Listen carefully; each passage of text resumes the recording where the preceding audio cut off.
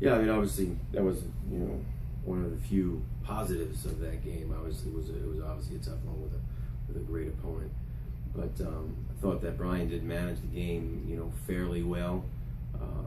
He didn't just throw the ball up for grabs, and there was plenty of scramble opportunities and desperate situations at times where he could have done that, and the tailbacks held on to the football, and we did a good job on the other side of the ball about taking our opportunities and taking the ball away. To me, the biggest thing in the game was really in the first quarter was our penalties on offense. I mean, we had 3 or 4 pre-snap penalties early in the first quarter, and if you're playing the 170th team in the country, you're not going to have a chance to beat them by doing that, let alone the 3rd ranked team in the country. So that's really the disappointing part to me, was that we just committed too many pre-snap penalties early on in the game and didn't really give ourselves a true opportunity to compete at a very good level. Yeah, I mean, what we expect out of Thiel is for them to be ready to play. I mean, they are every single year, no matter what their record. They're a physical football team. They try and be physical. They try and run the ball right at you.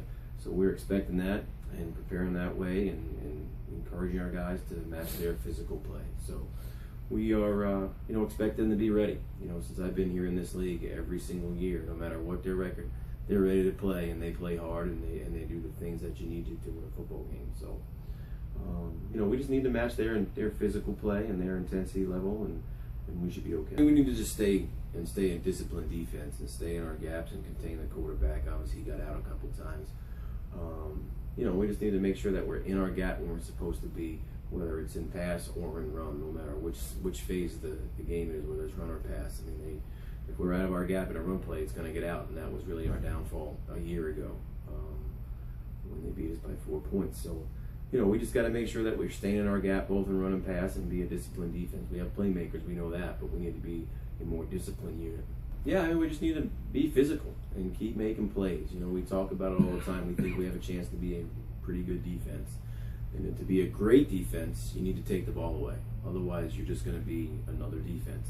The difference between being good and great on defense is being able the opportunity to take the ball away and doing that consistently, which we really haven't done here. Last year we definitely improved on defense, but we didn't have as many takeaways as we would like. We did do that in game 1. So we're looking forward to the future of that and keeping that going.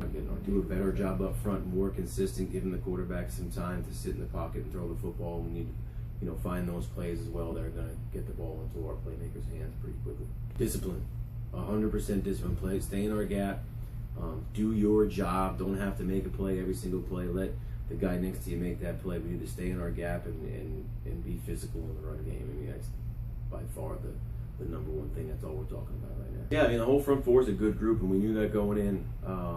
The sky is the limit for those guys up front. They are a very talented group, as talented as we've ever had here. And having those guys inside at the DT spots, really frees up what the defensive ends and linebackers can do and makes a huge difference for us. So really, a lot of the credit's them. And then, we got guys on the edge and Khalid Pierce that are just good athletic playmakers, and it was great to see him compete at that level against Mount Union, against the number 3 team in the country, and possibly the best offensive line we'll see all year. So, it's just very, very encouraging. But again, we need to be consistent, and that's something this program has not done. So we need to go in and week out, no matter who the opponent is, and be consistent and stay disciplined on defense. Yeah, I mean, it's just going to make us better. I mean, we are confident in our guys in that group. I mean, we had Chris Collins was back with 40 catches a year ago. Tyler had over 20 as a freshman. So I mean, it's no surprise to us. Other people might look at it and go, "Wow, who's this guy now?" But it's no surprise to us that Tyler came out in that game and played at a good level. We obviously got to do a good job from a game plan standpoint of making sure that Eric gets some catches. He is a playmaker, and we need to be creative in the ways that we get him the ball. And again, it's just a compliment to him that they did match him and put people over the top and, quote unquote, double team him and make sure that he did not have any big plays, and he didn't. And again, we got to do a better job offensively as a staff of finding those situations that we put him in that allow him to be able to do that. So, but again, no surprise on Tyler's standpoint from me.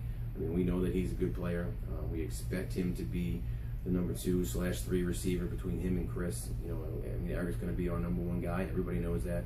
but the 2/2A between the rest of the core is a very important piece of the puzzle on offense.